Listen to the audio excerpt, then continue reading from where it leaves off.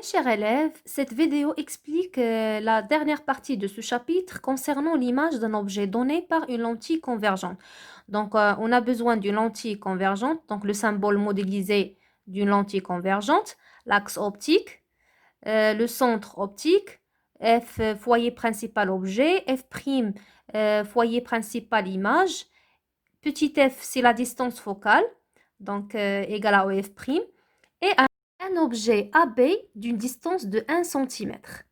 Donc, pour avoir l'image de cet objet AB, on a besoin de deux rayons.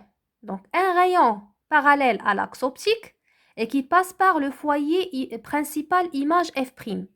Un autre rayon qui passe par le centre optique et le point B. On commence par le premier cas, si OA est supérieur à 2F. Donc, voilà F égale à OF', et aussi cette distance OF égale à OF', d'accord? Donc 2F, c'est celle-là. Donc si OA est supérieur à 2F, donc l'image obtenue, A'B', comment il est? Il est renversé, sa taille est plus petite que l'objet AB, et aussi elle est réelle car on peut l'observer sur l'écran. D'accord? Donc voilà la conclusion. Si on prend une règle et on mesure cette distance A'B', on trouve que A'B' égale à 0,5 cm. Donc A'B' c'est l'image obtenue par l'objet AB. D'accord? Donc la taille de l'objet est supérieure à l'image A'B'. Alors deuxième cas, si OA égale à 2F. Donc voilà OF, voilà F. Donc 2F c'est celle-là. Donc même distance. Donc si OA elle est égale à 2F. Donc l'image, toujours on dessine de rayon parallèle à l'axe optique qui passe par parallèle à l'axe optique et qui passe par le foyer principal image F', et un rayon qui passe par le point B et le centre optique O.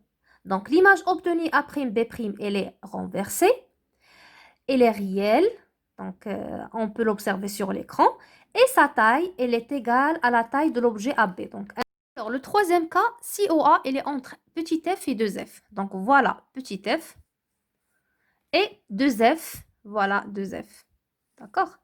Alors, toujours on trace deux rayons. Un rayon parallèle à l'axe optique qui passe par le foyer principal image F'. L'autre rayon qui passe par le point B et le centre optique O. Donc, l'image obtenue, elle est renversée. Sa taille est plus grande que la taille de l'objet AB et elle est réelle car on peut l'observer sur l'écran. D'accord. Troisième cas, si OA est égal à petit f. Donc, OA égale à petit f. Donc, c'est distance OF égale à OF'. D'accord? Donc, elle est égale à petit f.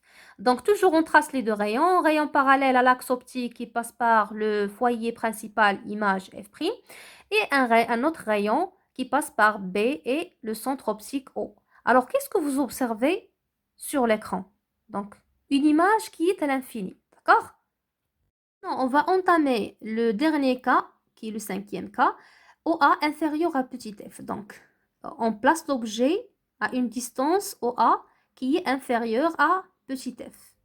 Donc, toujours on trace les deux rayons. Rayon parallèle à l'axe optique qui passe par le foyer principal image F'. Et un autre rayon qui passe par les points B et le centre optique O. Donc, l'intersection des deux rayons donne une image A'B'. Comment il est?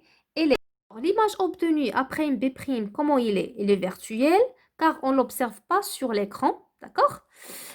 Sa taille, elle est plus grande que la taille de l'objet AB et elle est droite car elle n'est pas renversée. Donc A, A', B, B'. D'accord? Elle n'est pas renversée.